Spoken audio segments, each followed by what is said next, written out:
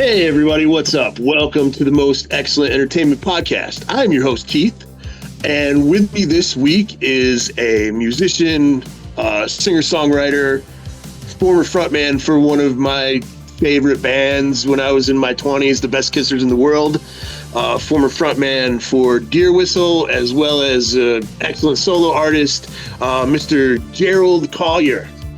Welcome to the podcast. Thanks for having me, man. Thanks for reaching out.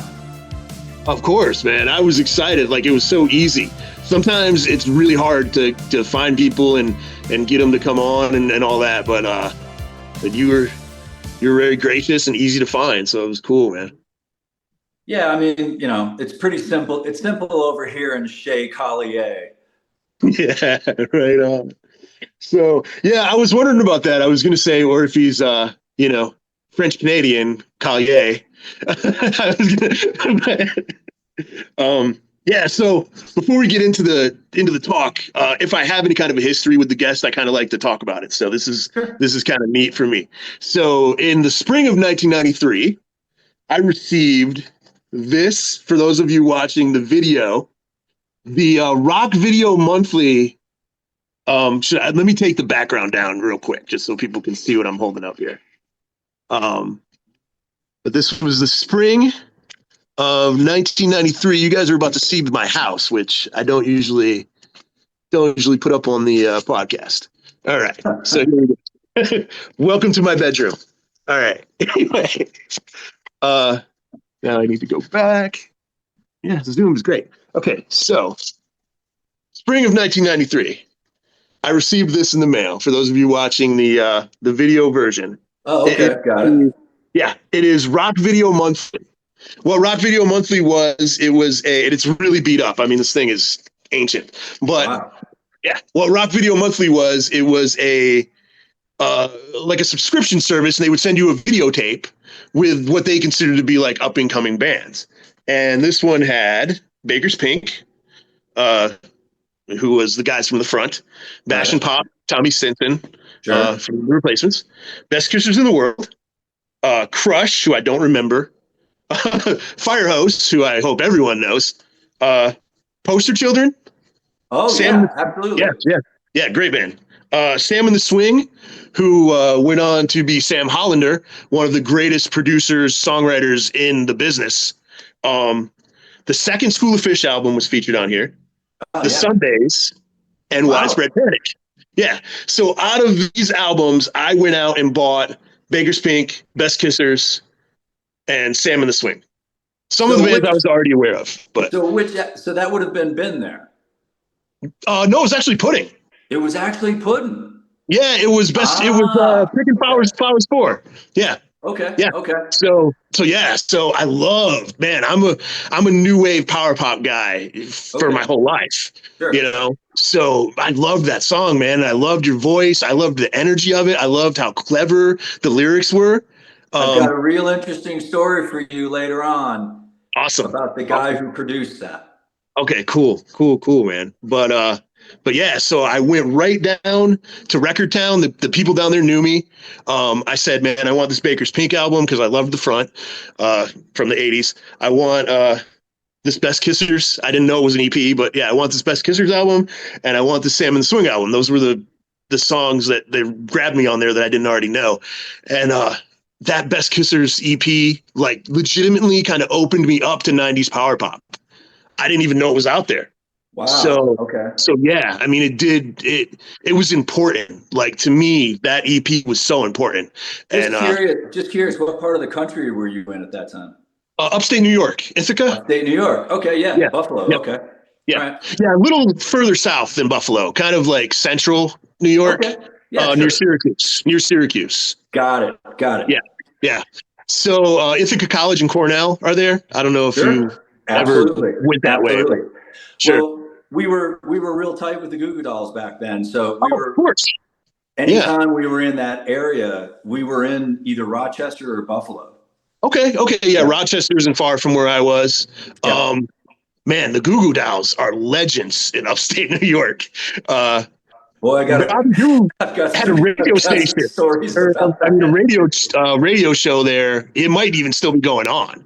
Like, yeah, the Goo Goo Yeah. Dolls. We knew who they were long before the rest of the world. I just saw those guys. I want to say there was a bit of a break, but Sure. I finally got in contact with Robbie after some years when I knew they were coming to a casino outside of Tucson Okay. with Train.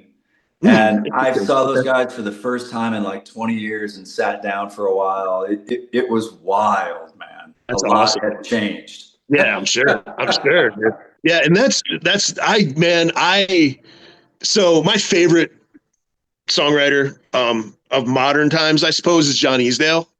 I love I had John on here, and it was like probably my worst interview because all I did was talk to him for 2 hours about how amazing he was. Like, it's like, you are so incredible. But my second favorite songwriter is Johnny Resnick. Like, I would love to talk to him. He's impossible to get a hold of, unfortunately. But Dude, yeah, yeah. Well, yeah, it's hard with all the agents and get into other stuff, but sure. that night, yeah, it was like high school friends getting back together a little bit. That's so And awesome, dude. That's their lives are just so much different now, but yeah, yeah, it for was sure. so great to see him and Johnny and Right, right. Robbie has my heart from Yeah, that dude is the stuff, man. He's so yeah, great. Love those guys. yeah, yeah. So from Yeah. I picked up Been There. Mhm. I love that record. Bleeder is probably my favorite song on there, even though I go back and forth, but just full of hooks. I remember there was an article in maybe Spin, Mhm. um, where they talked to you guys about the album and making it and stuff. They really focused on Miss Teen USA because I guess that was the single at the Yeah. time. Yeah. Um, so that album was so good. Like, and I don't understand why everyone didn't hear that album, why you guys didn't go on Howard Stern, why you weren't like superstars. I mean, there was that power pop, Weezer was happening. Like, I don't get Who what was happened. Yeah, who was the engineer? Rick Ocasek produced. yeah, The engineer was Chris Shaw, yeah. who did Puddin'. Oh man. It's Yeah. like 3 degrees of separation. It's so Right, weird. right. Oh, I do want to back up just a little bit because one of the things that always kind of irritated me about the press was they would always mention that you guys were a Seattle band, but you Yeah. didn't sound like other Seattle bands. They would almost make it sound detrimental. Like, if you like Nirvana and Pearl Jam, this isn't for you. But if you love, catchy pop music, check these guys out. And Well, that's like, it's the same thing press wise that killed Flop. sure, You know, sure. Flop, I mean, and Flop was arguably more like the Buzzcocks, Yeah. and we were more like, the DeFranco family or something. Right. But it's what kind of nailed them too. Yeah. It was this Seattle press wise by that time was so there was just like a conflagration really of like Yeah. the five big bands or whatever. And Yeah. really after that, all the air was sucked out of the room. So the press didn't have anything else really to say other than, well, these guys are different and we don't know, because they didn't know in the beginning anyway. Yeah, for sure. Yeah. I So, remember the that's Fluid. why Nirvana was so special. Yeah. If you think about it, they weren't they weren't like Alice in Chains and No, Soundgarden, or no. they had hooks. They Yeah. were like this little, you know they were like the Partridge Family with a bad attitude, you know? Right, right. And I mean, people who listen to like Ultra Mega OK and Yeah. Louder Than Love, Soundgarden wasn't Soundgarden, the Soundgarden that blew up. You know, they kind of adjusted their sound. They got a lot catchier and Oh, the more radio different friendly, you know? the difference between louder than love and bad motor fingers night and day. Same. Yeah, yeah, yeah. I honestly, so the first time I heard Soundgarden, I didn't like them that much. I was like, oh, this singer's got like this wailing voice. It's not really for me. And then I heard Bad Motorfinger, and I was like, what did they do? You Well, know, like look, every someone, every member of yeah, that band, every member of that band was like really technically kind of oh, gifted when they arrived, yeah. but the secret weapon to that band was Ben Shepherd. Oh, yeah, for sure. Yeah, yeah. That dude was bringing like Charles Mingus stuff to the table. Right, right, right. Well, I ah, mean, that their Ben drummer Shepherd was heavy. wasn't Matt Cameron in Tone Dogs too? I'm not familiar. Okay, Tone Maybe, Dogs is like an improvisational jazz, like kind of alternative maybe, band. I'm pretty sure maybe. Matt Cameron was the drummer for that band before he joined Soundgarden. Well, So that's, that wouldn't surprise me because yeah, Cameron had those chops, and right. he hung out with this guy, this drum maker. Can't remember his name, but he ended up using his snares almost exclusively that this cat would build in his like kitchen. Nice. That's And awesome, that man. Oh yeah, yeah, yeah. I mean, all those guys had ridiculous chops, Sure. but Ben was the weapon. I Yeah. mean, Yeah. not taking nothing away from Theo. I mean, Right. or Chris. Right. I mean, excellent I mean, player, yeah. but it Yeah. was It Shepard who definitely, brought the weird. yeah, when Ben Shepherd joined the band, it definitely kicked up a different notch. You know, it turned into something different for sure. Well, it Um, turned dangerous. yeah, yeah, definitely heavier, more just more meaning behind it. You know, more Dude, dude, gravity. he, dude, I'm not kidding you. There are lines off from Bad Motorfinger that are lifted directly from a live weather report record that Jocko Oh, wow, put out. wow, wild, wild, man. Oh, no, man. Wow. I was sitting in a living room by myself Yeah, with that live weather report record. yeah, yeah, yeah. And, I had a thing or two. Sure. And next thing I knew, I was like, "Oh my God, that's the riff that Ben used on Dozer. Yeah. That's the Okay. riff he Okay. used on." No, dude, I'm Yeah. not kidding you. I'll have to He check could it play out, that man. stuff. Yeah. He could play that stuff. I've heard the weather It was report, but crazy. yeah, I'll have to check it out. It's funny because It's all Jaco yeah, Pastorius and Mingus sure, stuff. sure. Yeah, Ben brought the weird, man. Definitely, It was definitely. cool. And the thing is too, like, I mean, not that we're going to spend this whole podcast talking about Soundgarden, but I'd never heard anybody play feedback like Kim Thale could since Jimi Hendrix. You know, like, yeah, Oh, I saw them yeah, live, forget and it. just The the way that he guy's could manipulate feedback was just crazy. Like people and, didn't do that, you and know? that guy hasn't lost a step. Yeah, It's yeah, great. man, He's a great yeah, player. definitely, definitely. Um, So yeah, so I do want to talk though. Like I said, I thought that this record should have been all over the radio. Um, and I don't understand what happened. Like obviously you were there, you would have more insight to it than I do. And not to it was 30 years ago, but I'm still curious. Like what did MCA do? Like why did it fail? I don't get it. And the fact that there's no Best Kissers music unless you look up like Yeah. YouTube videos. Like you can't find it anywhere. And it's just to me, it's some of the best music ever created. I don't get it. Well, here's the thing about that. Yeah.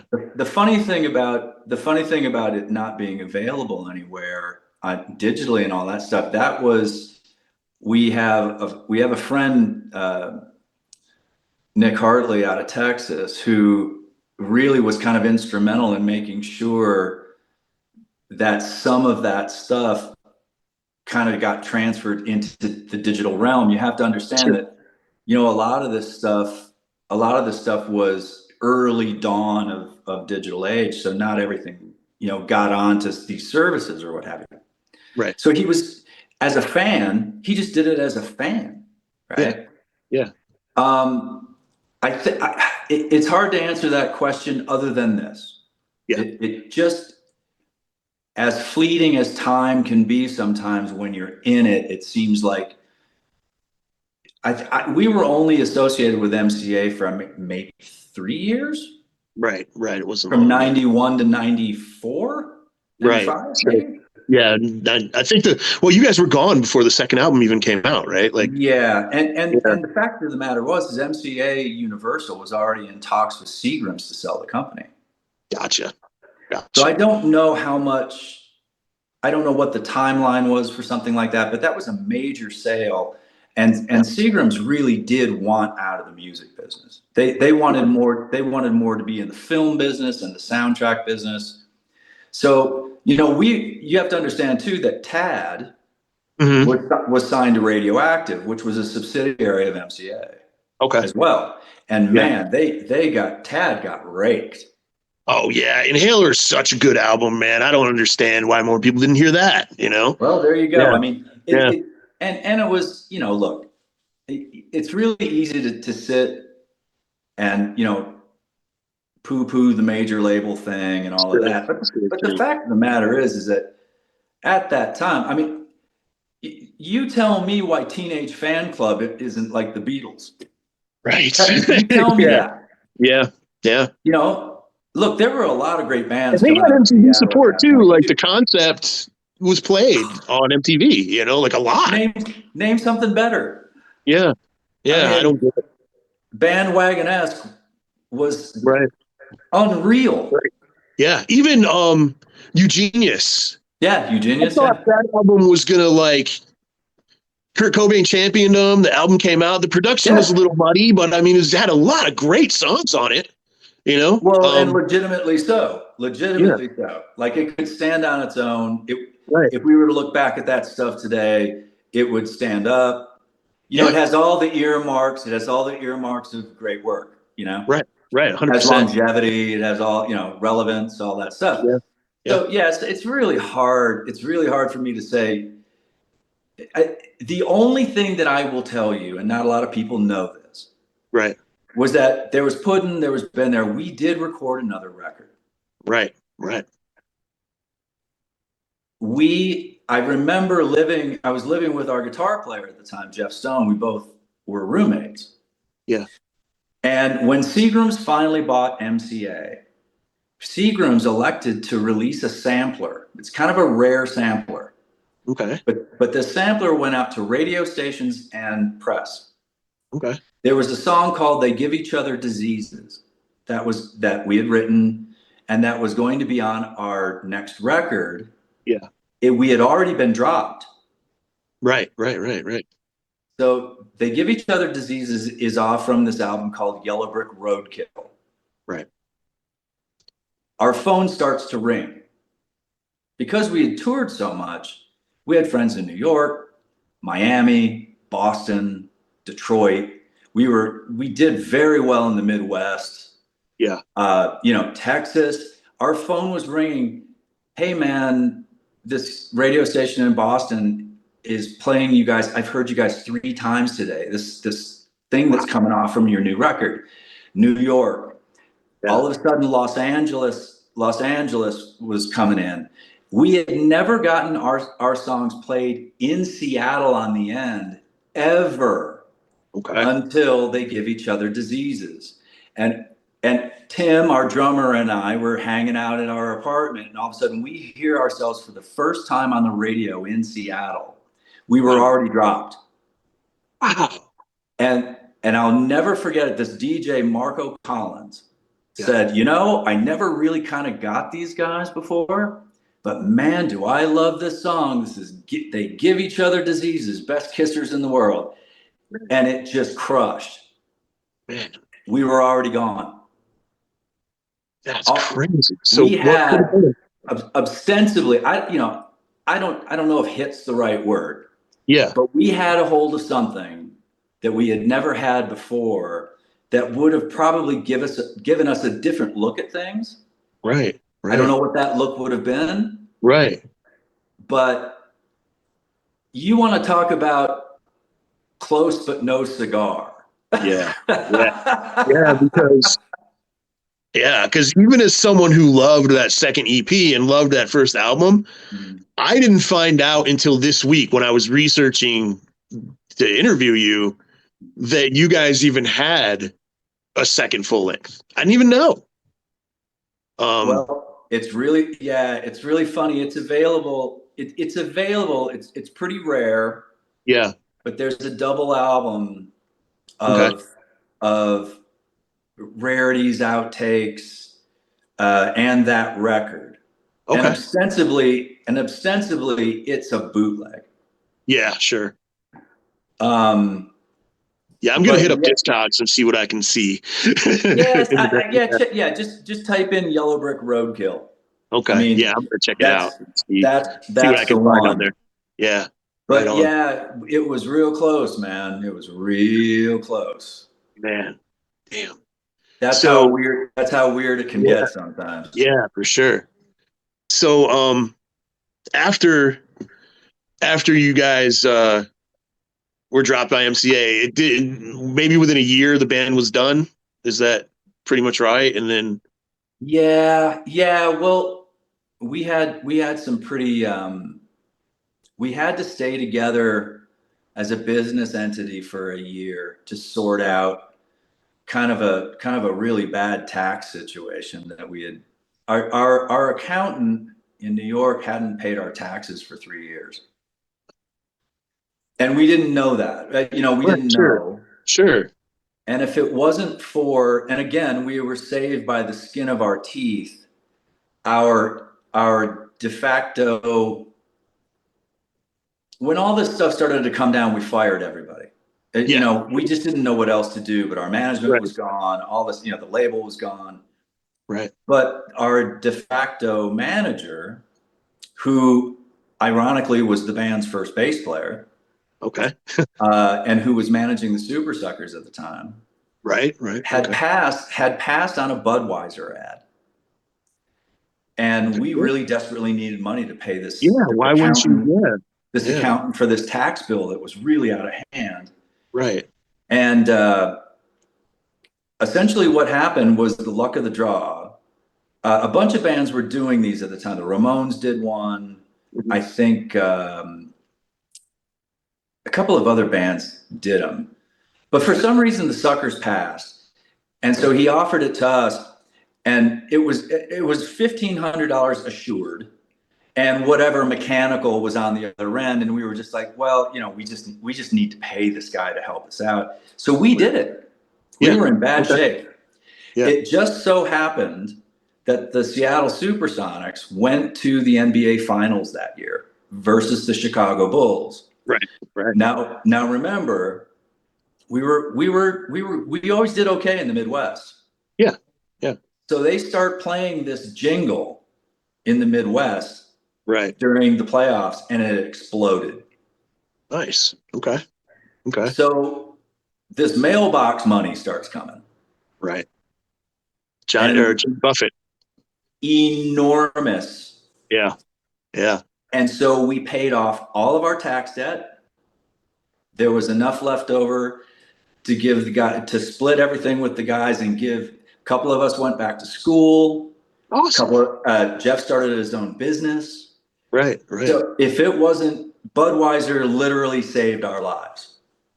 Hey, there you go, man. There Yeah. you go. Yeah, So the you want to get mailbox a hold study of thing. something super rare, get a hold of Yeah, that. Get a find hold of that. that Budweiser jingle. I don't I'll know see of if I can anybody find who it. has a copy, Yeah, but it yeah. was This Bud's for You. Okay, right on. I Hey, don't know of I'll check it anybody out. who has a copy. Yeah, yeah. And if you do find somebody who does, I'll let you know. there's a guy in Texas who really wants a copy of that. Okay, right on, man. Yeah, I was just Jimmy Buffett has a song called Mailbox Money and about Hmm? how much he loved just going to the mailbox and picking up checks. Yeah, So, there's yeah, there's nothing better than that. Yeah, I'm sure. I wish I could. Yeah, that'd be dope. um, Especially to save your life. yeah, yeah, 100%, man. You know what's weird? It seems like that kind of stuff will just happen, though. You know, like when you get backed in a corner, especially at least in my life with money stuff, like I'll something will just work out. You know, it's odd. Yeah, I feel, yeah, you yeah. know, some of it just get it. You know, just works. Um, so your first your first album, the solo album, came out that that year, like after you guys split up, or Year maybe a year later. later. Um, Yeah. year later, and it's basically you with an acoustic guitar. Um, and people who didn't hear "Been There" probably waltzing. You know, I mean, it's very similar to that kind of thing, but thicker. You know, more rich, Mhm. obviously. Because waltzing sounds almost like a demo. It sounds almost like you recorded it on like a boom box or something. But I love that Yeah. song. Well, Um, it was. John Hanlon came to my apartment, and that's how we did it. oh wow, there you go. Yeah. So so the solo record reminds me a lot of like the Jayhawks, Hmm. and that sort of thing. What made you decide? Obviously, you had some interest in that kind of music before, but what made you decide to switch from like big power pop to more of a stripped down acoustic setting? Like, Well, I mean, so to keep it concise, you have to understand yeah, like the first two or three incarnations of the Kissers, yeah, especially the first one. You know, we were from Arizona, right, right, right, so we always country music was a big part. We all loved that stuff. We all yeah, had reverence for X, the Knitters. We had as many George Jones records as we did punk records. yeah, for sure, man. Yeah, So stuff like that just made sense to us. okay, And so that was always a part of when I was writing stuff. It was always that was it. It didn't matter. It was always in there. yeah, I mean, yeah, if you're going to look at "Been There" and go and look at the title, "She Won't Get Under Me Till I Get Over You." If that's not country a song. country title, that's a Yeah, for country sure, title. man. Yeah, So 100%. we did Yeah, that sort. I mean, it was all there, you right, know. right. So the first solo record came out more or less came out under duress. Yeah, It was just I really didn't want to do anything loud anymore. The Kissers had been one hell of a trip, and I'm telling you, man, we all went through a bunch of stuff. right, And right. I was just done. I mean, I was the last person standing, really, and I just didn't want to stand anymore. And I just, after we got dropped, it was a huge personal defeat for me, kind of. Yeah, yeah, I And get it. so I picked up a nylon string guitar, and I had a couple of songs, and I was just like, I'm not going to release this or anything. I'm just going to make something. But the person who did I Had to Laugh Like Hell was Jeff Stone. He was the lead guitar player in the Kissers. He produced Oh, that. cool. So I got approached by CZ to put it Yeah, out. which is a big indie, you know, I mean, Yeah, relatively and they made speaking. it Yeah, really easy. They made yeah, it super easy. So they were yeah. just like, "Hey, just give us the tapes. We'll put it out." I'm like, There "Okay, you go. fine." Hey, Next hey. thing I know, I'm at CMJ. Right, and right, you know, I'm walking down the street, and there's, you know, Elliott Smith is sitting like at this little coffee shop, right. and I was a big fan of his work. Yeah, of And course. I went up to him, and I'm like, "Elliott," and he looks at me, goes, "Gerald," he goes, Okay. you do realize we're the only two people right now doing whatever the hell it is we're doing." And I just like, I said, "What is it exactly we're doing?" Right. He goes, "Well, we're going to start by drinking coffee."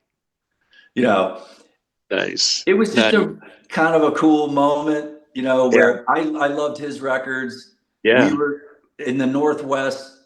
It was a real big bubble. It was kind of like we weren't really aware of the rest of the country. We yeah. felt like we were kind of ahead of everybody else in a weird way. Right, right. But yeah, the Kissers fans, any fans that I had ever had, hated I had to laugh like hell. They hated it. Really, I think it's a good Hated record, it. and I like Hated it. it. Yeah. Hated it. And I guess I could see that in the 90s because people were a little more narrow. But with me, I grew up on the switch over from AM to FM radio. Mhm. So there was my mom loved the countrypolitan stuff, plus like Yeah, outlaw country. She was a big Waylon Jennings, sure. Willie Nelson. Absolutely. Yeah, she also really loved disco. Yeah. And Yeah. some like Hall and Oates, but also like Led Zeppelin and Van Halen. So I got Well, kind of I mean, I everything. remember radio stations that used to play all that stuff that were commercial Exactly. radio stations. Yeah, yeah. Back in like people who aren't, I guess, in their 50s and up now Yeah. Mhm. don't realize that when FM first started making headway, they played everything. You would hear, Yeah. That was the Black point. Dog. You would hear Black Dog, and then you would hear "Thank God I'm a Country Boy." Like it was just yeah, Well, and that was the point. That was the yeah, point of the whole thing, you know? yeah, yeah, and if you paid attention, it made for good ears, and more diverse taste. So No question. yeah, Yeah, no question. And it's a shame. It's kind of a shame that all, in a weird way, yeah, stopped. Right? it's so narrow now. It's yeah, Well, and it's, the Clear Channel right, yeah, is very clear. absolutely, It's absolutely. aptly It's, named. it's funny that you mentioned CMJ because I don't people who weren't there don't understand how important CMJ was in the 90s, like Yeah, it's pretty especially huge. with college rock radio and stuff like that. But if you picked up one of their samplers or checked out the people who went to their festival or played at their festivals, it Yeah. wasn't all bands that sounded like REM. It was No. like a lot of different styles of music that they championed, and Mhm. that's definitely missing now, and it's sad, and I guess it's been missing for a while, but it's yeah, I don't dig it. But Yeah, I mean, it's kind of that pendulum theory. It's like things that I think the only difference is that it no longer takes through the advent of the onslaught of technology and how quickly stuff travels. The yeah, quicker it travels, the quicker people are over it. yeah, So yeah, so so and plus, I think we're just dealing in a climate where uh, art on almost any level yeah, isn't as culturally relevant as it used to be. yeah, So, yeah, so those samplers were important in the same way that college radio was important yep, up 10 years earlier. yeah, All we had to do was get to the, left of the dial and, wade through the scratchiness. And you were going to hear something that, I remember the first time I heard the Butthole Surfers was like that. sure, yeah, yeah, And yeah, I was like, what the hell is this, yeah. So, A friend of mine gave me a tape, and he put Mother's Milk on one side and a Butthole Surfers album on the other side, and I was like, these are two very different bands. yeah, but there you yeah, go. but yeah, Yeah. that was how I first heard the Chili Peppers and the Butthole Surfers. So, and that just shows. I mean, not the same kind of band at all, but both good music and both, you Oh thought yeah. I'd like both of them. So yeah. Yeah. Um, so you kind of after your first solo album, it seems like there's been breaks of when you're releasing music, and I don't really know. Was 2007 the most recent thing you've put out, or What um, that would have been, that would have been Breaking Down, maybe? maybe? I just saw on Spotify there. I listened to some of the stuff. There was an album from 2007, and it seemed like that was the newest thing that they had up. So If it was 2007, there've been some kind of sporadic releases. Like the one that I wish kind of had more legs was there was one called Help Is on the Way. okay, And that one was the first one that where no one of any interest was involved at all. okay, cool. That one got recorded real cheaply. There Yeah, was an independent label out of St. Paul interested in it, but they backed out. okay, But it's also widely, it's a YouTube thing now. Okay. So if you type in "help is on the way," that was the one that I was just really kind of saddened that it was just really too bad. I wish I'd have had a little help with that one. Yeah, yeah, yeah. Um, but after that, it got real choppy. I didn't Right. really do a whole lot. Okay. So if that's 2007, then Right, yeah, I right, mean, right. so much time has passed. Yeah, yeah. So my question was really like, why is there so much space in between the albums? I mean, it might be a big question to answer. And then do you have plans to do more stuff, or what's been the reason for the break? I mean, Well, I mean, defining "do more stuff" is yeah, the. well, yeah, I'm sure you're out playing. I mean, do you have any reason? Do you have any plans to record more stuff? I guess would No, be. I think you had the question first. Do I Did I have have any reason to do the it? Yeah, I mean, yeah, I mean, you got to understand. I'm one of those guys. I'm one of those guys that I love working on a deadline, and when I don't have one, I yeah, tend to not work at all. yeah. That makes sense to me too. Yeah, I yeah, mean, I'm not very disciplined that way. for sure. I'm not one of those guys that gets up at 6 and writes for 2 hours, and I Not just Bob never Foger. have. Yeah, I Yeah, just never have been. I mean, the yeah. whole point of getting in this was to not work hard. Right. Yeah, for sure. Yeah. Yeah. I mean, I used to run wrestling shows, and Hmm. what kept me like for that whole month, I knew when it was coming. You know what I mean? And I knew we had to Yeah. start on a certain time, and I knew we had to end on a certain time, and I knew, so yeah, that I get that. When I was in bands, it was a lot more just sitting around and playing, and maybe we'll do something with it. Well, So I, yeah. so we were friends with the Meat Puppets, Okay. and, Cool. back in the day, and while we were in Arizona, and they were, in Tempe, and we were in Yeah. Phoenix, Right. and we were always, we toured a little bit together, and I think Kurt really kind of summed it up best, like in the when Chris came back to join the band and Derek came back and now Yeah. they're kind of doing their thing. And and he got asked the same things. Well, what do where's the album? What are you going to do? And he, Yeah. and he was just like, look, enough time has gone by and we've all been through enough where I'm just not as ambitious as I used to be. Makes sense. Yeah. And I Yeah. really, and I do feel that way. It's Yeah. like this real great drive Yeah. in this atmosphere. Right. It's Right. not it's not a locking situation. It's discordant to say the least. Right. So I guess that's the best answer I can really. I think he put it really well. I'm just kind of I feel the same way. I'm just kind of Yeah. now like Works for that. me, man. Yeah. Yeah.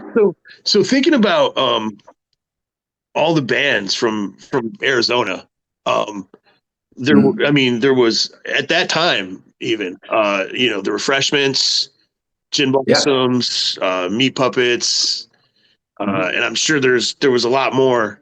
Um Well, there were a bunch on the metal end oh sure. too. There was, Flotsam and Oh yeah. Jetsam, Okay. Sacred Right, right, right, Reich. right, right. Jason Newsted went from Flotsam to Yeah. Metallica.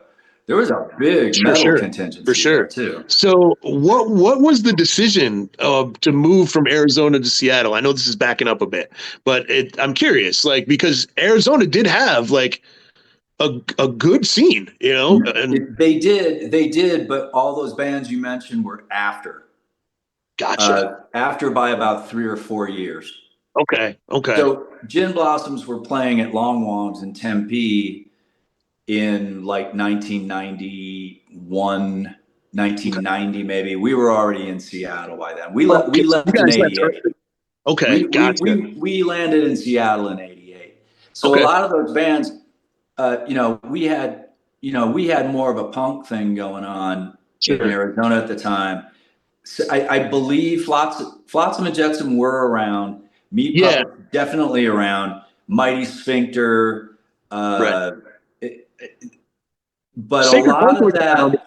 in But the mid '80s too, right? Like Surf Nazis and. Oh Yeah, yeah. yeah, Oh yeah. Flipper, oh, Flipper, sure, all those sure, guys, yeah, Grant the Geezers, all that stuff was happening, yeah, but we had already left okay, by the okay, time, Gin Blossoms were in their genesis, right, all that stuff. We were already in the north at that okay. point. So what?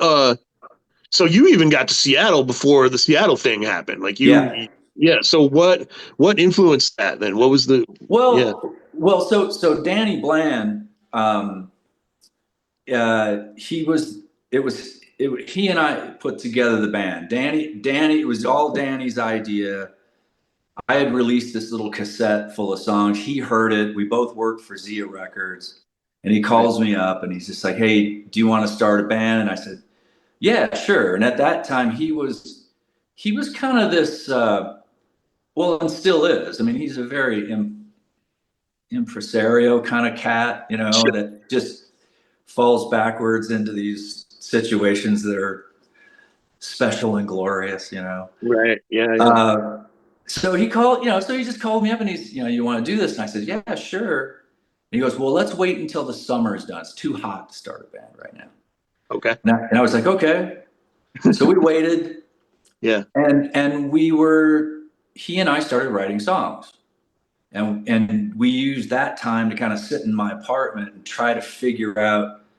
I had never really written with anybody before. yeah, He was a big word guy, very really well read, and right, but I don't believe he really was a big songwriting guy in the Nova Boys or anything like that, even though they were kind of a popular band.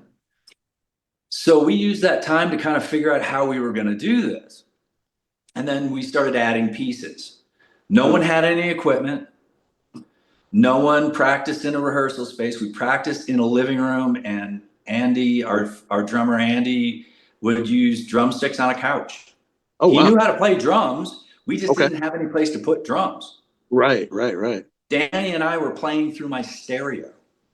interesting, So wow, that's how that started. yeah.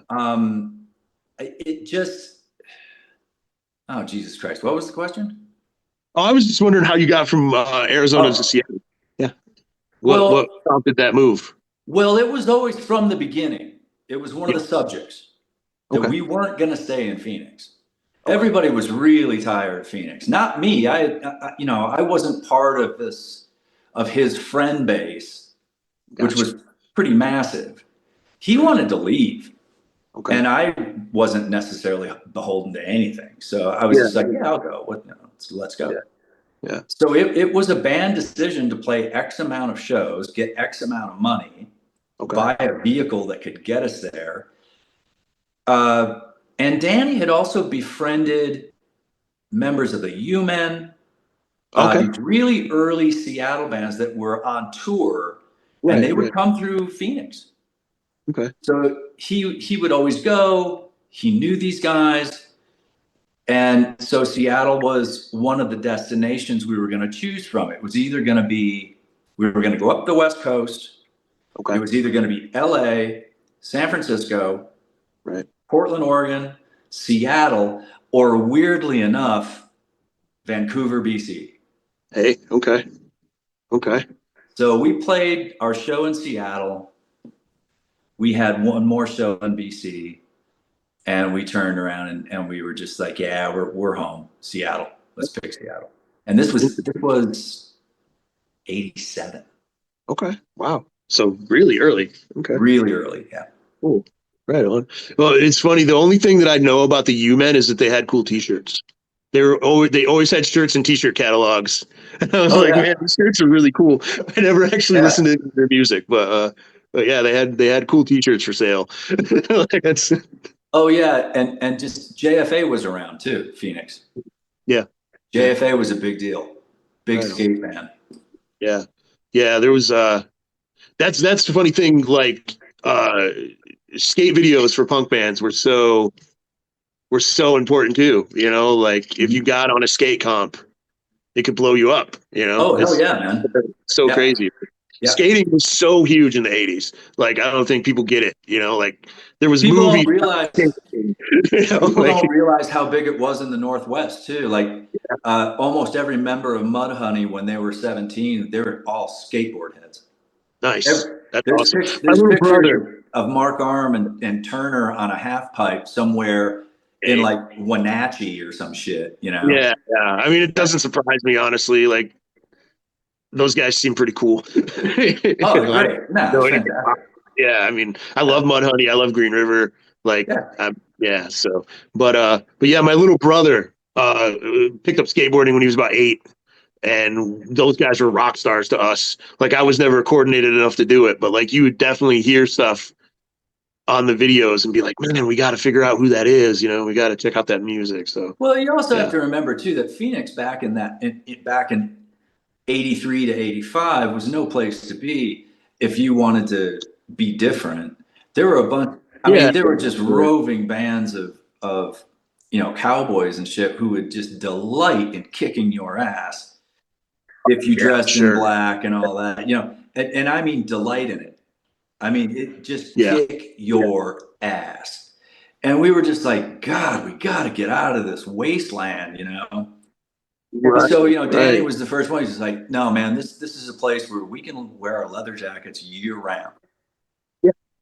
Yeah, and the Pacific Northwest always had like a reputation of being a more open in general to different people. Like, and Yeah. to this day, like Portland is Portland is kind of thought of as a haven for people who just want to be themselves.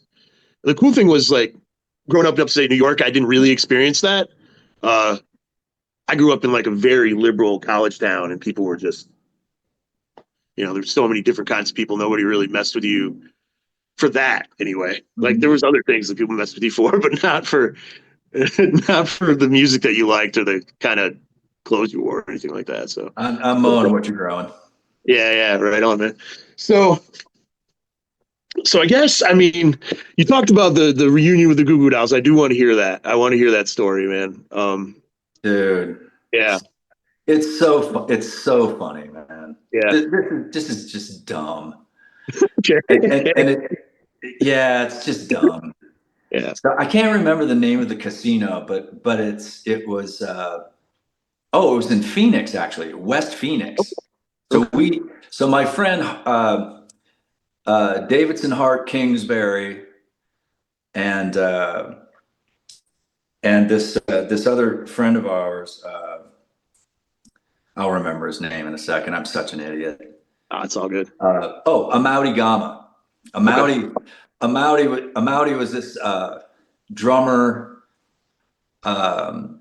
amateur boxer, really Okay. cool dude. Cool.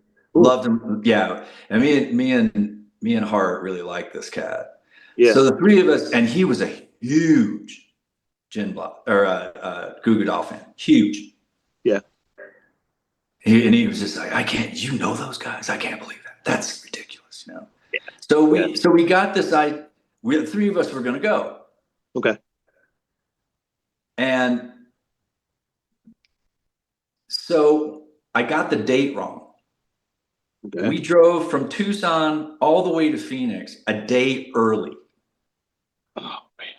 Okay. Or no, it was a week early. So That's we even had better. to turn around and go home. It's not like we Yeah. could take a hotel for a week. Right. Sure. So then the week goes by. We all pack up in the car and we're driving like Jehu to get up there. Yeah. Yeah.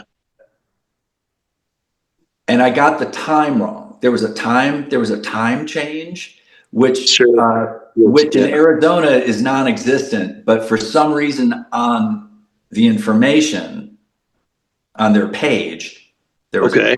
time discrepancy. We literally pulled up and went through the turnstiles as the Goo Goo Dolls are playing their second to their last fucking song. Yeah, man. Oh, that I sucks. just, yeah, I just couldn't get it together. Yeah. Yeah. Yeah. So we're running like crazy, and I'm trying to get to security, and I'm like, look, man, just Yeah. let me back. I'm a friend of Johnny Resnick's and Robbie and those guys. So they go back. So we have no passes. We have nothing. I was texting Robbie, and Robbie's like, "Where the hell are you guys?" You know, I mean, the show's Right, about to right, right, start. right. So we finally get back. There's a picture. There's a picture of all of us. Yeah. But, you know, I think we had about 20 minutes to just kind of hang out and talk for a while and try our best to like really kind of reintroduce these two just foreign entities to each other who hadn't seen each Yeah. other. And in 20 minutes, try and just say something pleasant and something, you know, Right. before they had to just, you know, kind of take off. Yeah. And so that, I mean, so that was it. It was fraught with just mistakes and Yeah. bad timing all by me. But after we got done, I think it was like a month later, Mhm. I get this really nice text from Robbie, and he's like, I'm not sure when we're gonna, you know, come back out, but if you've got a month or two to think about it, if you can be on time, it'd be really nice to see you, you know, Awesome. that Yeah. sort of thing. So, Yeah. That's cool. So, yeah, just a man, dumb thing. yeah. So when you man, when you see like what the Goo Goo Dolls have become, like it's a machine at this point, you know? Um when you set out to make music and to release music, did you see yourself becoming something like that? Or are you pretty happy with how things went? Or like Um, I think that all has changed a few degrees over the last, you know, 25 years, you know. Of sure, course, I think, you know, of course, when we were rolling, you know, we were pretty ambitious and, you know, we kind of wanted all that. But right. I will say this, I mean, in comparison to them, I'll tell you, I mean, Robbie will be the first one to tell you that they're as shocked as anybody else. Sure, sure, sure. And that if, and, you know, they wanted that sort of thing too, but then when it happened, you know, for them, you know, he was always the first one to say, you know, I remember when Superstar Car Wash came out, Yeah, and it was kind of that last song on the record was this outlier and this whole thing. They'd yeah, already released two singles, it went nowhere. yep, And then all of a sudden that ballad hit. yeah. And they were, I mean, they literally were like, well, this is it. We're gonna get dropped.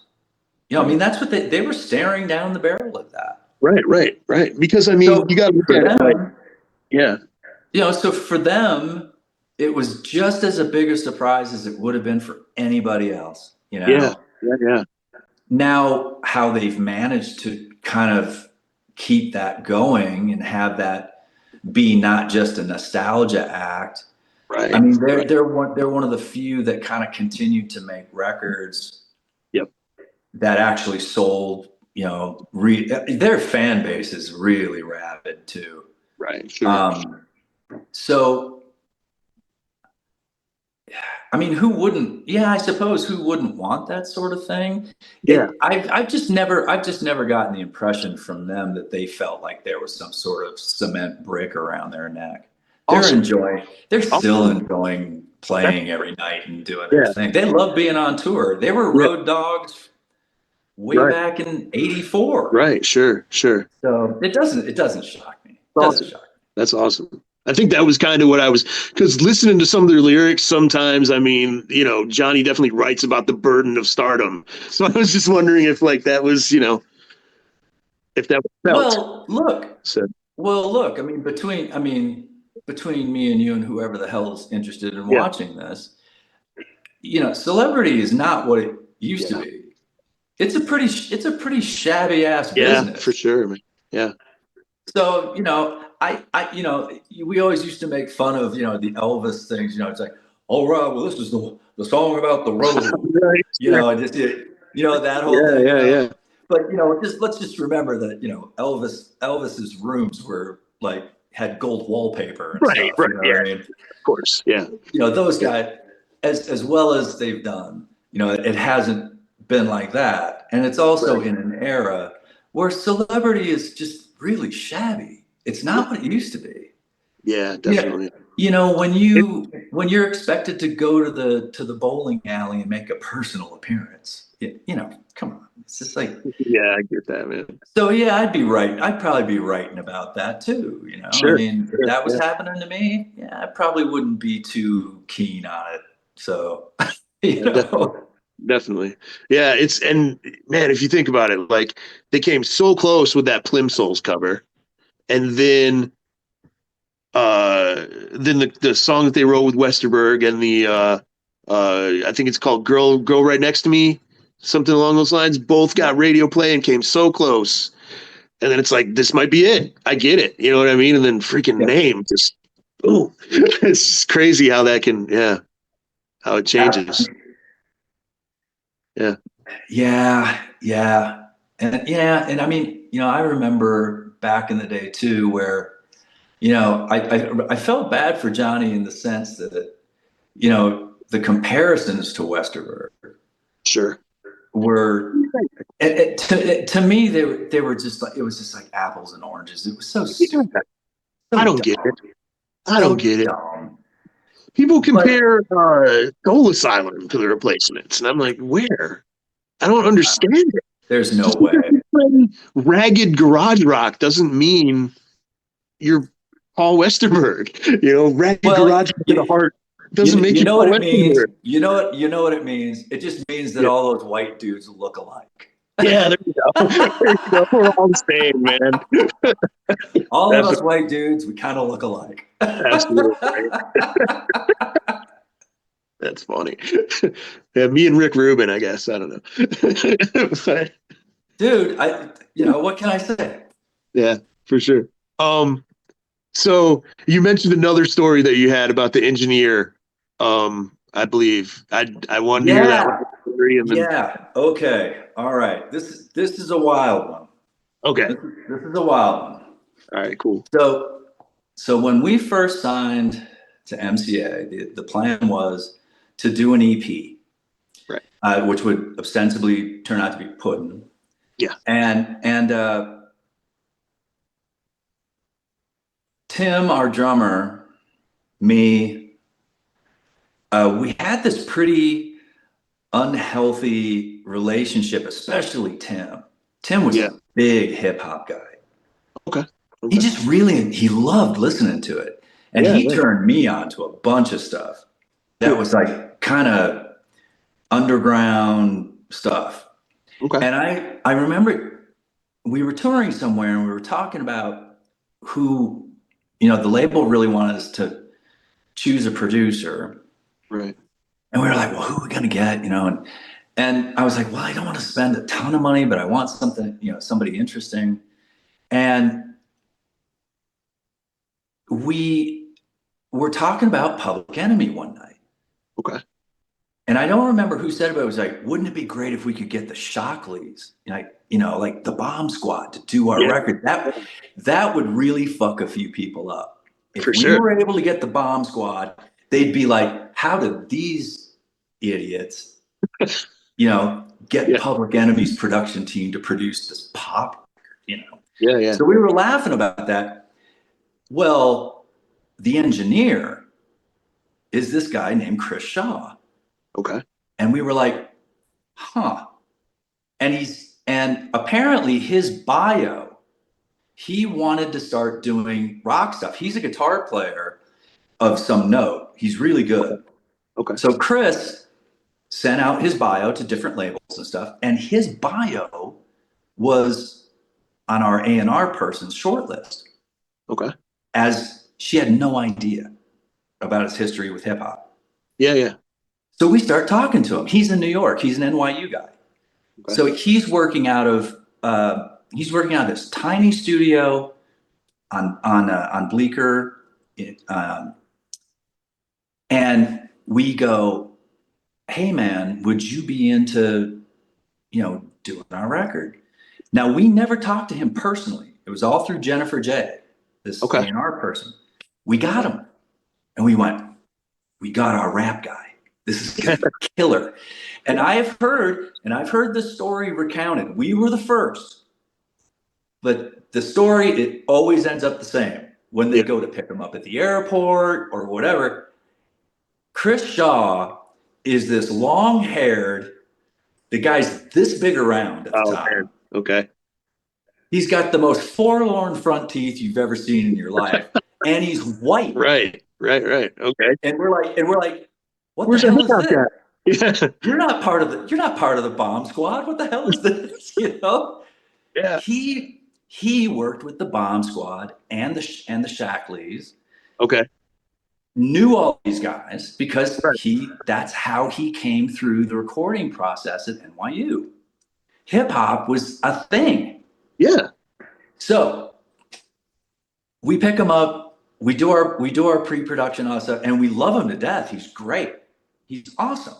Right. He produces the first record. We do all this stuff. We end up mixing at Steely Dan's place in New York City, and it's a lot of fun, and we Yeah. love him to death. It comes out, and if you listen to Puddin' closely on Yeah. Tim's floor toms, Right. there are bass dumps on Mhm. those toms Yeah. Definitely. it was all him. Nice. Nice. So That helps with the propulsion of the yeah, songs. it's Yeah. great. Definitely. Yeah. Yeah. Fantastic. Yeah. Yeah. Really smart guy, great ears, and a lot of fun. Yeah. So after that comes out, we did pretty well with 120 minutes. Everyone was pretty happy at MCA as far as the promotion. Now it's time to do the full length. And we're like, well, let's go back with Chris. And they're like, no. And we're like, nah, we want Chris. Yeah. So we fight for Chris. Right.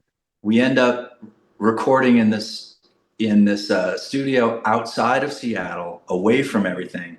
And dude, we just shit the bed. Man. If you get a hold of Yellow Brick Roadkill, the double CD set, all of those recordings are on it. And it was highly experimental. There were songs called Willie Nelson. I can't remember. It was really interesting stuff. Home Sweet Home, I think Home Sweet Home was like 7.5 minutes long, Oh but wow. had this really wild percussion intro. And it was us and Chris honestly losing our minds. Oh damn. Okay. The label went nuts. They were like, to hell with you guys, to hell with Shaw, get him out of there. And we spent a bunch of money. And it was like we had to go with another producer and do it really on the razor. Yeah. In the time that it took us to do it really on the razor with this other guy who was great, Yeah. Chris got a call from Rick Ocasek and engineered the first Weezer record. Right. Right. Chris Shaw's name is now on the map. Yeah. We couldn't get that guy back if we tried, right? Right. Right. Right. So Chris's career is starting to take this arc. Right. Do you know what he's doing now? I couldn't tell you. Does the name Bob Dylan ring a bell? Absolutely. Yeah. He has been working with Bob Dylan for the last 13 years as his only engineer. Wow. All the box sets that are coming out, Chris Shaw is compiling all of that stuff. Bob Dylan and Chris Shaw. Right. Me and decaf coffee. Yeah. Yeah.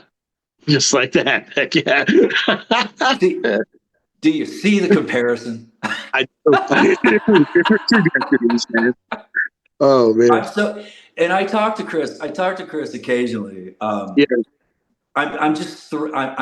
It couldn't happen to a nicer guy. And I'm Sure. telling you, the dude is just a genius. I love him to death. Yeah. And I couldn't be happier for him. I mean, it is what he had. Right. Chris's life, it's just artistically, it's what he's always wanted. And I, every time I think about it, I was just like, man, I was lucky enough to brush shoulders with somebody whose dream was going to Yeah, be so realized, you know, and that's awesome. it freaked me out. I'm so happy, oddly, strangely proud. Right, sure. Yeah, You yeah. know? I mean, Uh, I mentioned that I ran wrestling shows for a little while. There's this mm, kid named Bryant Huff. He's young, volleyball player, mm. really athletic kid, good looking dude. I booked him last minute to come in, and he just completed his first tour of England. Uh, Oh, and I feel like, yeah, I mean, we, yeah, I still have his number. We still text, and stuff. And I yeah, just feel like, man, I'm so proud of you, dude. Like, yeah, congratulations, man. yeah. And I mean, I think that's a lot more healthy than how it could go the other way. Like, yeah, I mean, Well, in this, here's where the old guy yells at clouds.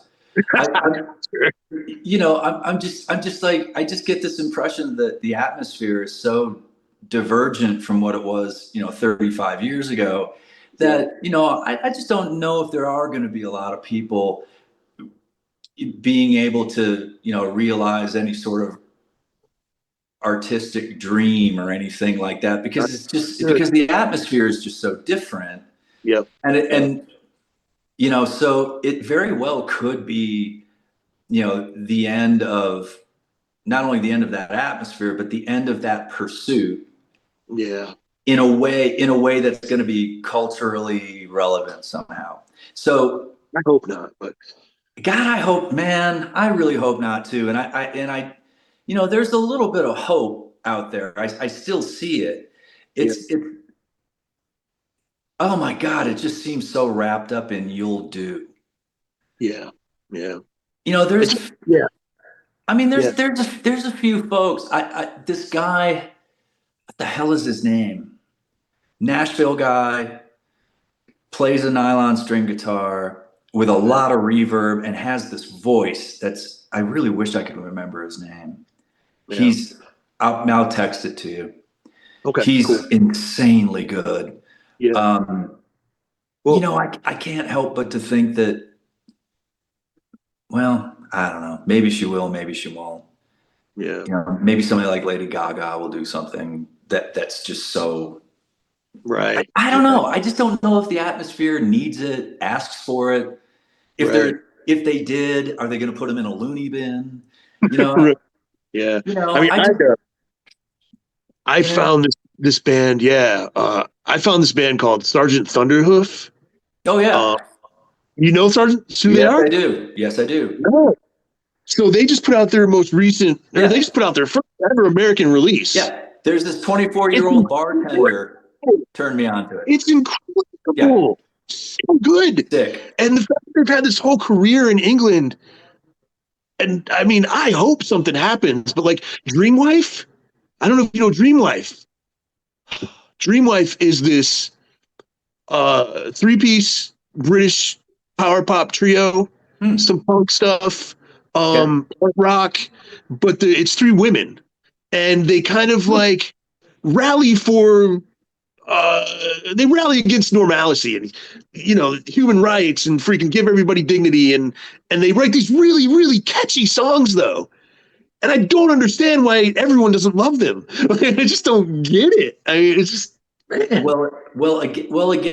Again. I don't think it's necessarily about creativity, the creative process, or the people who Yeah, are interested in doing that kind of work. I think it just has to do with this atmosphere yeah, yeah, that's just so culturally disconnected to that sort of thing. They right. look, man, this atmosphere really wants people just to be a bunch of poop factories, consume everything, spend all your money on this crap that you don't need, you Yeah, know, yeah, and let's not forget that when I was a kid, I was raised to be very, very skeptical of millionaires, no matter sure. what. Yeah, yeah, yeah, And now it's like, if you're yeah, not a millionaire or a billionaire, then what do you have to say that could possibly be meaning right, anything? You know, right. Not that's to, a weird thing. yeah, And yeah, and and as Fran Lebowitz once said, very eloquently. You know, nobody earns $14 billion. People steal $14 billion. Absolutely. Yeah. Yeah. Yeah. Don't ever forget that. You Yeah. know. For sure. For sure. We Oh my God! I just got a text from Danny Bland. oh nice. That's awesome, man. I'm I'm Kind wearing of my weird. Spencer Thunderhoof shirt, by the way, just for I everybody saw watching that. the Yeah. podcast. So Yeah. yeah. So there's this really young bartender at where I work. Yeah. Sure. He turned me on to the hoof. Man, yeah, I love them. I just started listening to them, but man, Yeah. they're so good. I'm so Fucking happy great. I found them. Yeah. Yeah. And I Fucking literally great. found them through like a Facebook ad, you know? And I was just Really. like, yeah, yeah, yeah. It was a Facebook ad for their Kickstarter. Man, So, I hope that you know, continues. I hope stuff like yeah, that continues at yeah, least. for sure, You man. know. Yeah, definitely. Um, so I've kind of hopped around a lot with the questions that I've asked you and stuff. We missed Deer Whistle. Um, but Yep. yeah, but you did do an alt country band called Deer Whistle that's Oh yeah. pretty freaking great. One EP if you can track it down, but yeah, I good stuff. yeah. I still have one copy of that left, and Man, I still I boy man, I was just taking that out like last year, and I don't know who the hell was playing guitar, but it sure as hell wasn't me. that's awesome. I yeah, I don't know what I mean, I can still pull some of that stuff off, Yeah, but yeah, man, what a lot of fun that was.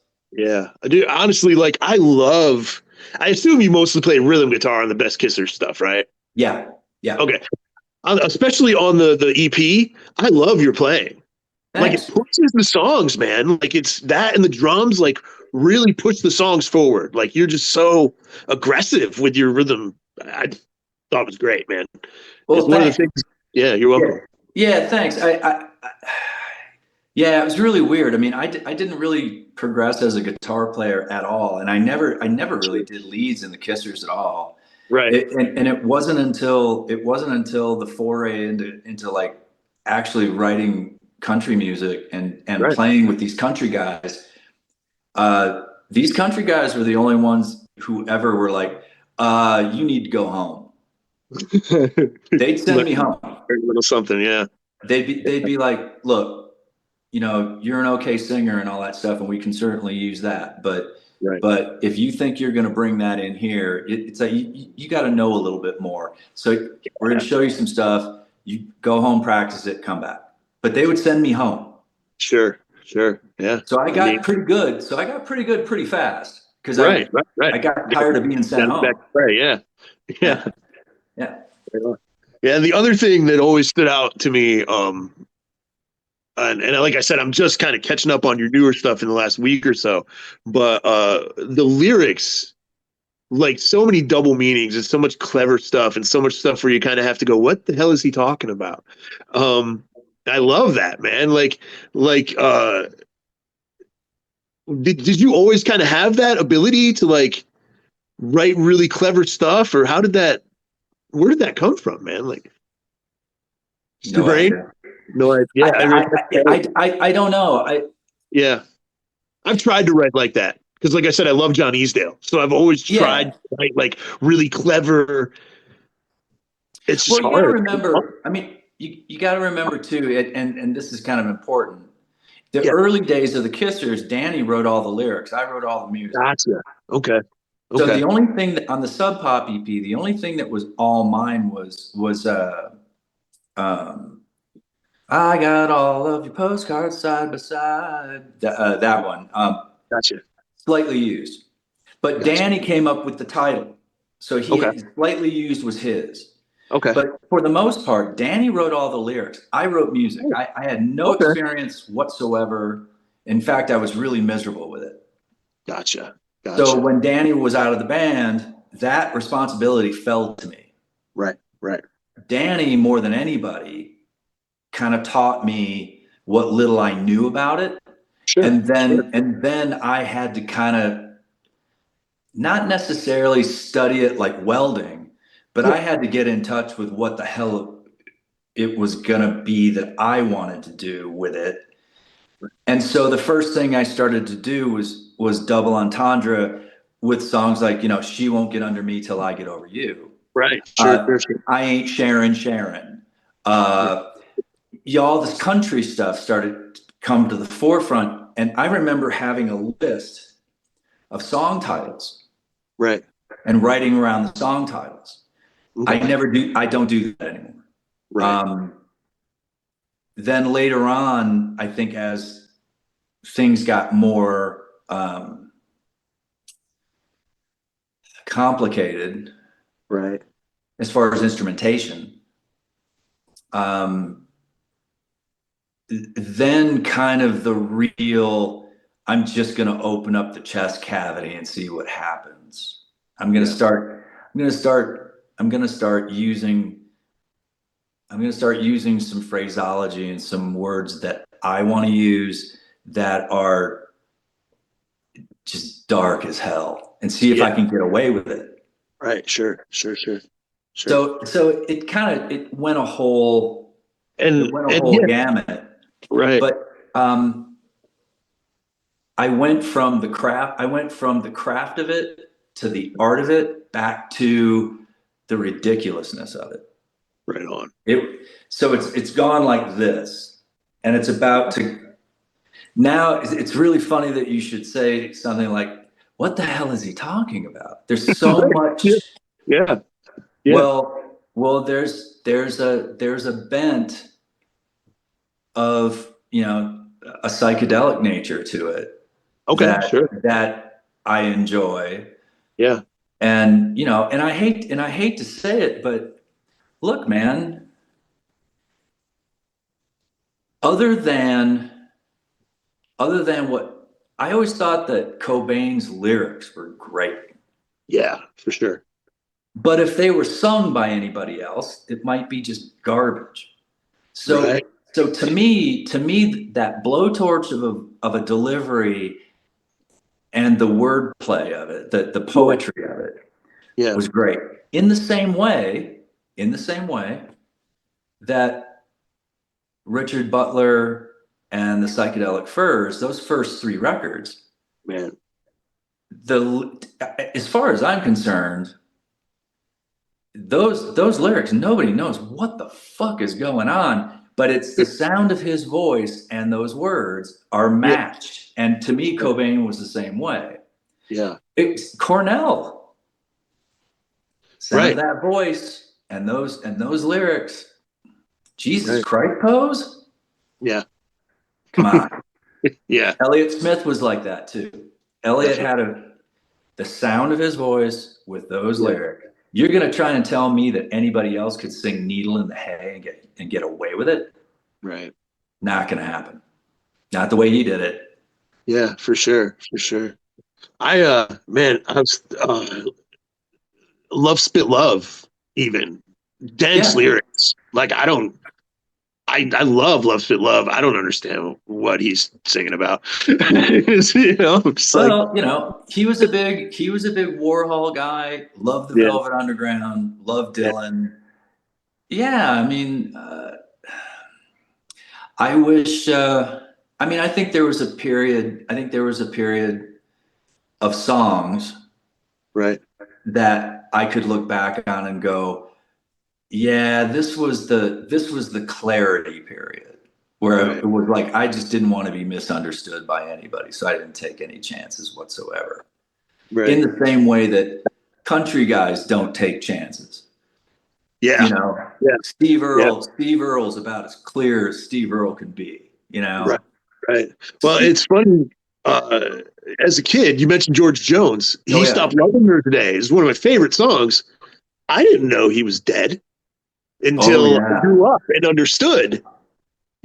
So yeah, I mean, there's different levels to it Oh that you yeah. understand as you get older. Yeah. Oh But yeah. but Yeah. yeah, I loved that song when I was a kid and had no idea I was singing about a dead guy. I was 8 years old, but yeah, Yeah. There was a song. I was just going through all the lyrics and organizing stuff. Song called "I've Got a Good Feeling That It's Going to Be a Bad Day." I just And listened to that song. yeah, I mean, it's stuff when you listen to that, Yeah. that's the end of the clarity period. Right. Like Sure. Sure. it started to go back into this thing where no one knows what the hell I'm talking about again. Right. Right. Right. And a lot of, Well, and you know, I've got some people who are close to me who are just like, yeah, it's beautiful. I don't know what the fuck you're talking right. about, I but mean, like I said, my favorite song on the first album is Bleeder. I've spent yeah. 30. I don't know what that song's about. I just love it. But 30 years, I no clue. Every day, I'm like, well, it could be about this. It could be about this. It's a great song, though. So, yeah. Well, do you know what a bleeder is? Well, I assumed that it was either someone who bleeds as soon as they take a punch or No, someone on their menstrual cycle. no. Okay, so it's neither one of those things. So there you go. All A right. So, yeah. bleeder. So Is it a heroin reference? no, When you put the needle in, you bleed? Okay, well, no, then I'm done. no. It's so a bleeder is someone who biologically doesn't have a coagulant in their system, so that Oh, if they cut themselves or hurt right. Sure, themselves, sure, sure. Okay. they Like someone with right hemophilia, they'll like a die. hemophiliac. Okay, They'll I just do agree. I they'll do bleed agree. out. Yeah. And Okay. and All right. and so what that was about was in reference to this person that I knew whose heart was broken so badly Yeah. that she just wasn't going to make it. Man. And she ended up cutting herself and bleeding out. So that one's actually true. Wow. But you don't but there's a lot of that stuff that was It's a true. sad song now, man. Dang. Oh yeah. Oh yeah. Oh yeah. There was Yeah. a lot of that stuff that was true, but it was like there was enough of a desire to protect their souls. Sure. I didn't want Sure. to, but they knew, Yeah. they know wherever they may be floating around, they know, Yeah. I and just it was love just, Darkness is Daylight altogether. mhm. Such a crazy, such a good lyric. Yeah. I mean, man, such a good lyric. Like, yeah. Well, thanks. I mean, yeah, there as funny as some of the stuff could be, Yeah. there was also, God never lived in my neighborhood. Right. I mean, that was about a friend of mine as well, who I just adored, Yeah. loved that guy. And he meant so much to like other musicians and stuff. Right. Um, he should have left you alone. That just shouldn't have taken you, you know. Right. Right. And now, Um, like, I'm sorry, but now listening, like, in my head, like, you can hear the desperation. oh And I think yeah. that's what I was drawn to in the song Bleeder. Like, there's a desperation to the lyric and to the, I just didn't know, so, man.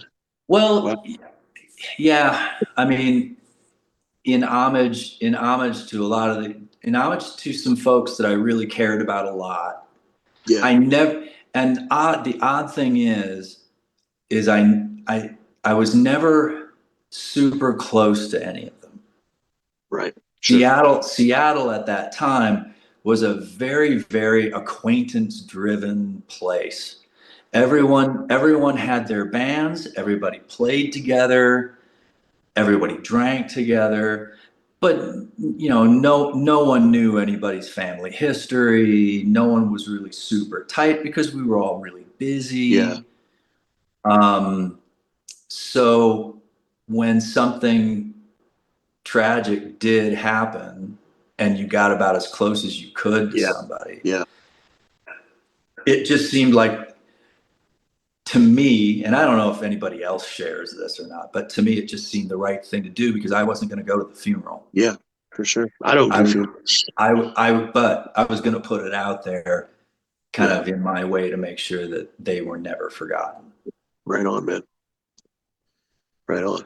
Well, now the next time I listen to that song, I mean, it's gonna mean something different, I guess. But it's yeah, There's, yeah, there, Yeah, listen to the stuff because that happens more times than you think. For sure. Yeah. Yeah. Yeah. Right on. I mean, listening to, yeah, I mean, 30 years of listening to it, you know. I still have the CD, the one that I bought in Oh, really? 1992. Oh yeah, I have my original copy of Puddin' and my original copy of Been There. Yeah. I still have, I'm a CD guy. I have like almost 5,000 CDs. So, yeah. Holy Yeah. shit. Yeah. Yeah. The first CD I ever bought was the double reissue of Bad Motorfinger, the one that came with Psalms. Yeah, they put it out to boost sales. That was the first CD. I had just gotten a CD player and a stereo, and I was like, you know, I'm gonna get this Soundgarden CD, and that was the very first one. And yeah, been going ever That's since. a hell of a first one.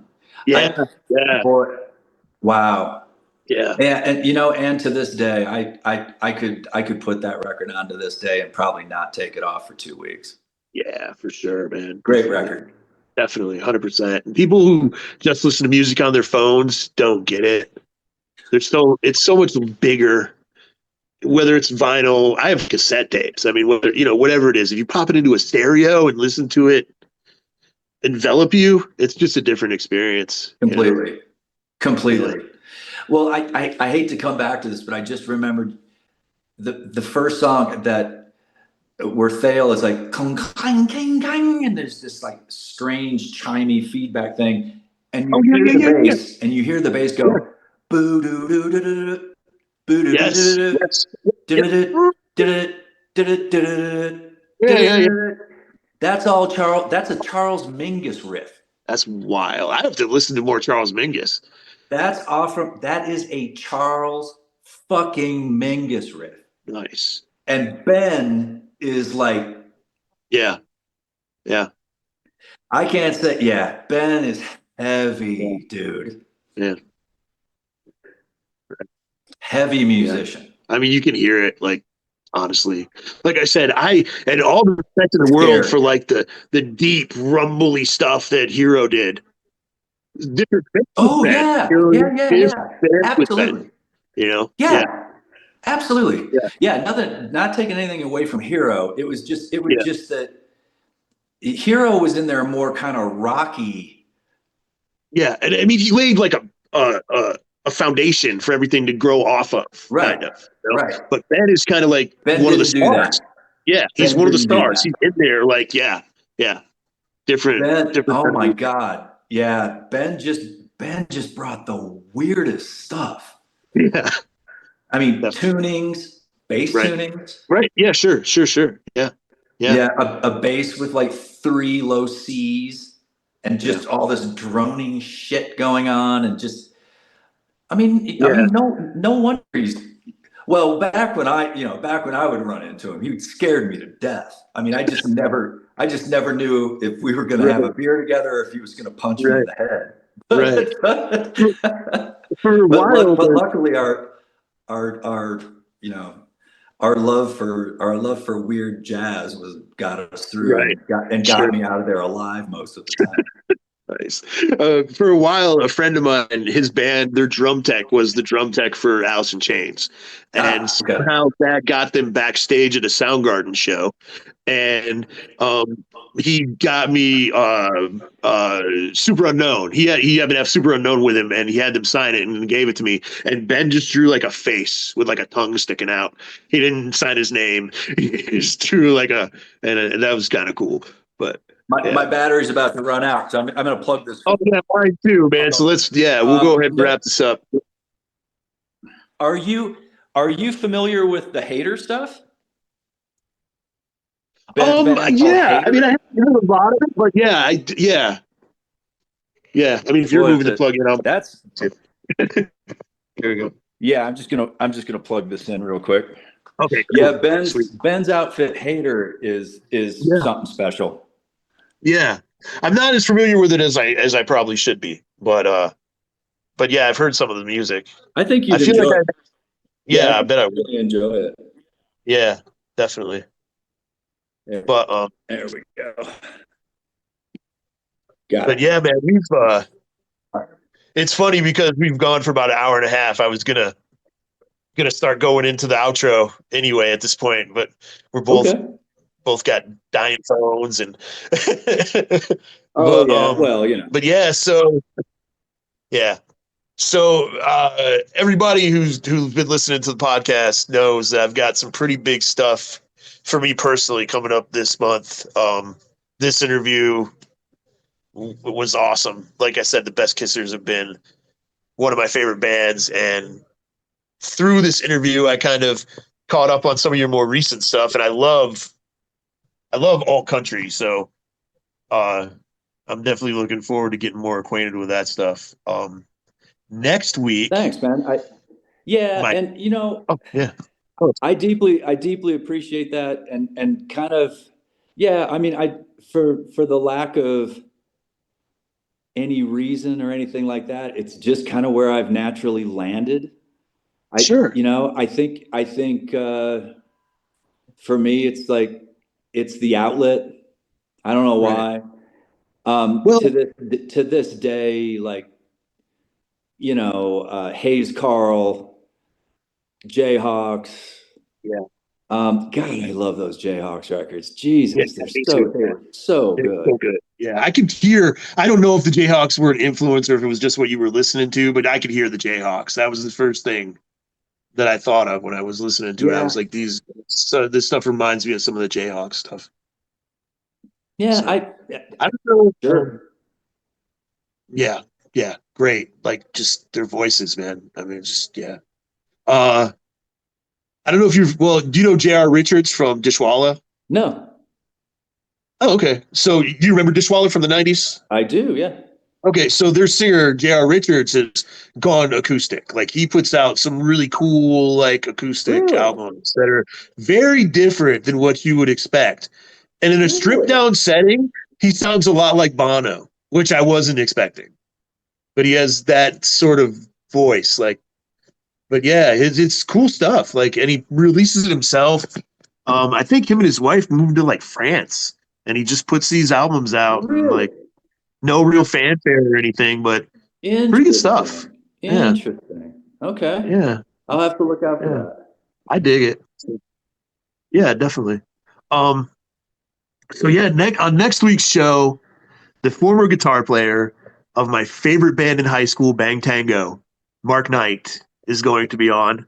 I'm so excited to talk to Mark and talk about the unsung heroes and maybe pull some Bang Tango stories out of him because he doesn't really like talking about Bang Tango that much. Oh, he doesn't. Yeah. And and then the week after that, Dave D-Bone Alvin from White Trash is going to Nice. be on.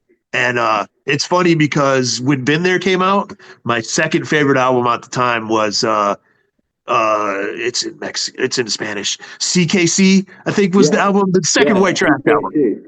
Yeah, the second White Trash Okay. album. I loved that album so much. I would listen Yeah. to that and Been There back to back over and over and over again. So so he's gonna be here and he's actually doing all country stuff now too. So Really? yeah. Well, good. Yeah.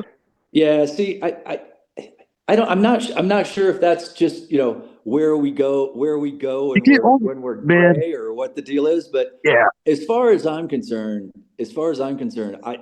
you have no idea how happy it would make me if I was in a room with like all these dudes that have ended up doing this, and Yeah. just have one massive song poll.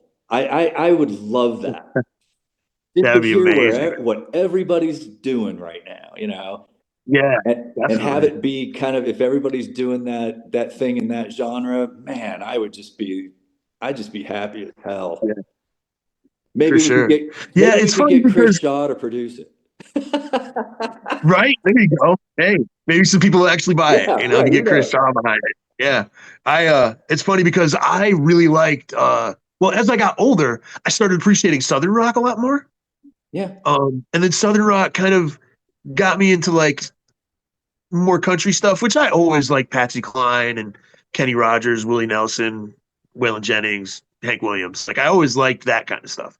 yeah, And then it just opened it up even more, you know, Johnny Cash. Like, and now I have like a very expansive, for lack of a better word, like outlaw country catalog. I mean, I'm not as big a fan of like the newer stuff. There's some people, Jamie Johnson, I love that guy. Oh my God, his lyrics, but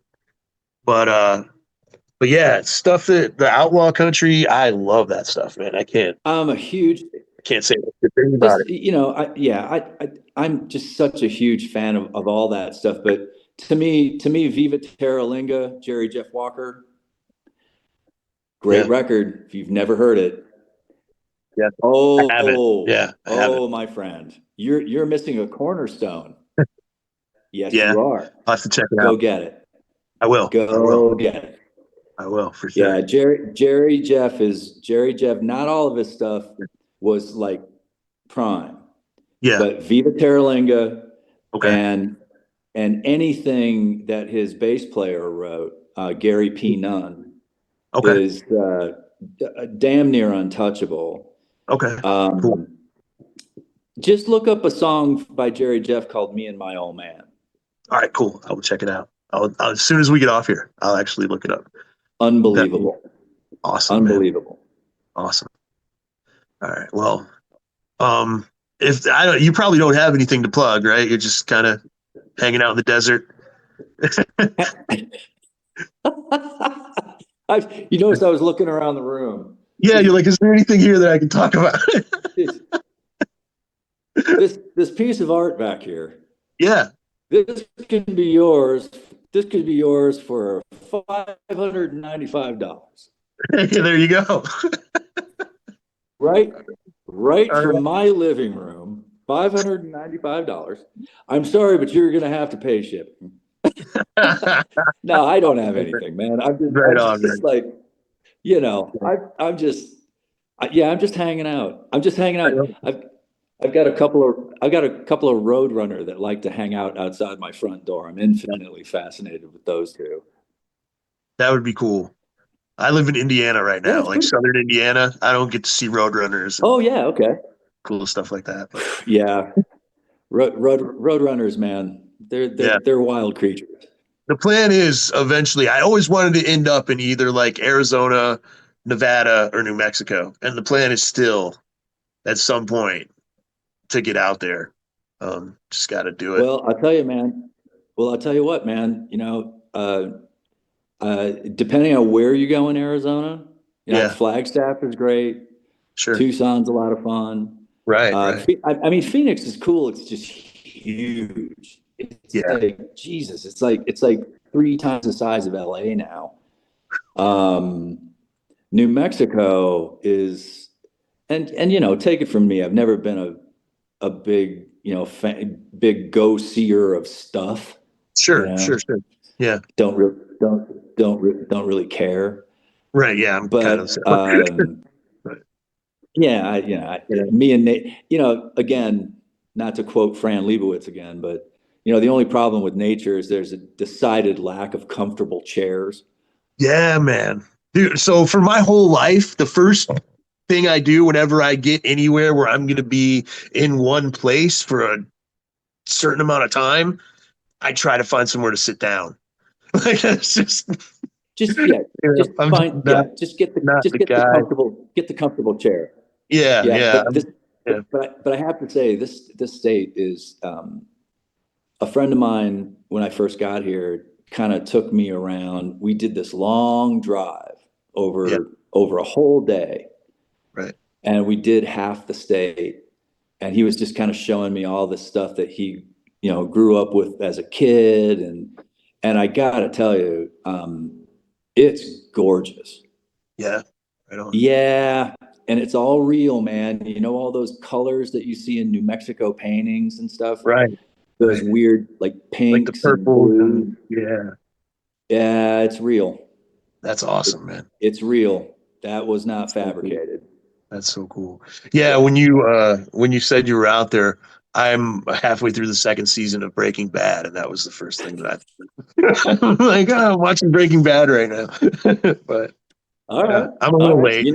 I'm a little I, late, I, but I, I've, yeah, let me know. I've never seen it. so far I don't like it that much. It depends on how you feel about uh really shitty protagonists or protagonists.